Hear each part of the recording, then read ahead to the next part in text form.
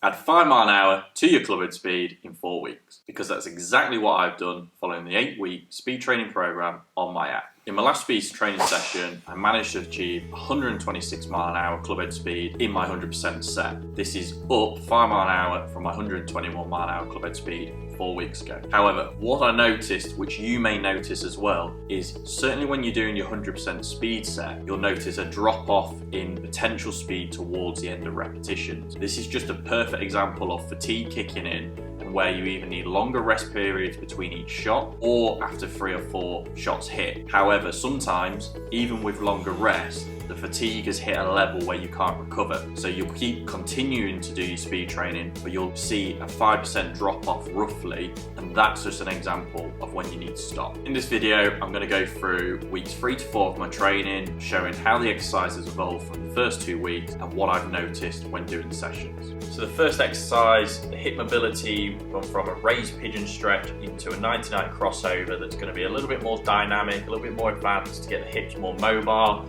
So we're still having that similar forward lean motion where we've got a bit more flexibility there now after doing 2 weeks on the pigeon stretch, but from this 90 position we're now going to rotate across, so we're getting the hips moving a little bit more dynamically and a little bit more challenging on that hip joint.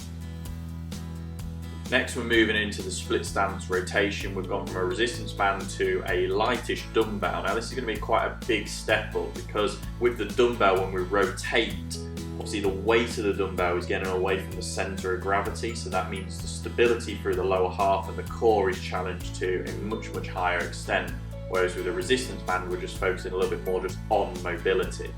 So as we go into that split stance position, because of the weight of the dumbbell, we've got to really work hard to not just flex those elbows and get that turn and really control and lock it out in this position, keeping that stability through the lower half. You see here I'm having to really stack that leg and that hip joint to be able to mobilise round the upper body. Now we move in the dumbbell hip hinge into a hex bar version. The reason we're doing that is because we get much more load into the bar than we can just with individual dumbbells, typically from a practicality perspective. And obviously we want more load to get that strength through the hamstrings and glutes. Now with a hex bar, it's not always easy to get hold of one of these, so you can alternatively use a barbell, but sometimes again that can be a little bit harder challenge. So if you've got enough weight with your dumbbells where it can continue to challenge you, keep doing that. For me with the hex bar, I like the neutral grip position. So when I start from the top, because we're hinging, we can really just keep those hands in a nice set position, unlike with the barbell where the barbell will be out front. We're just focusing on that controlled descent. And what you can see with the high handles on the hex bar, it means I can't easily go as low without touching the floor. So this is where sometimes, depending on the shape and size of the hex bar, you can just flip this over and have a low handle. But for me, I can get much more load on this bar much easier while keeping good technique in the motion. Now progressing the hamstring bridge to hamstring heel taps. This is an exercise that I'm still supersetting with the hex bar deadlift like we've done with the hip hinge, but because of extra load through the eccentric hip hinge, obviously the hamstrings are going to be under a lot more stress and fatigue. So I like to use this as a superset for the first 2 sets, but the last 1 or 2 sets I either drop the repetitions significantly or take out fully, just so that I can kind of maximize the heavier load deadlift or hip hinge motion to get the most out of everything.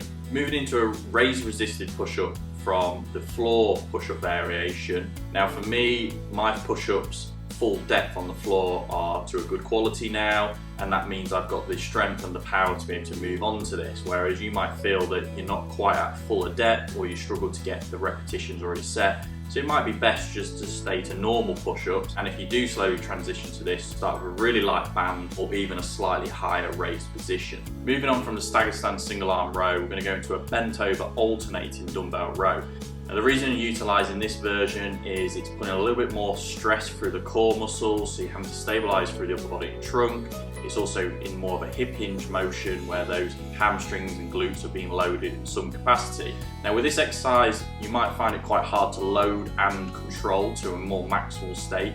So you might do the row exercise, this variation, 1 day a week, and stick to the other variation another day of the week. Moving on to the final superset, we're going to go from the Arnold press into a dumbbell push press. Now this variation is much more explosive, where we're utilising a push from the ground up to create some momentum in the lift, which means we should be able to get more load through the shoulders. We'll have to work more intensity and we'll get more explosive overall.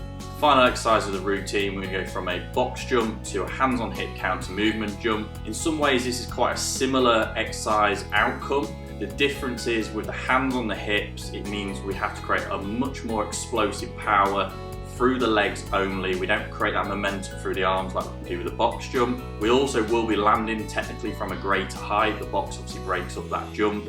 So that means we just have to learn to land with a little bit better control, so we're soft and we can maximise the movement with safety. Let me know how you're getting on with the routine. If you've got any questions about the next phase of the programme, just comment below. And don't forget to subscribe to the channel to get the next update.